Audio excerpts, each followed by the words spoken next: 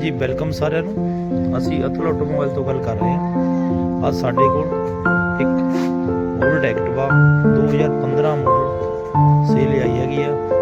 Condition ਬਹੁਤ ਵਧੀਆ ਹੈਗੀ ਆ।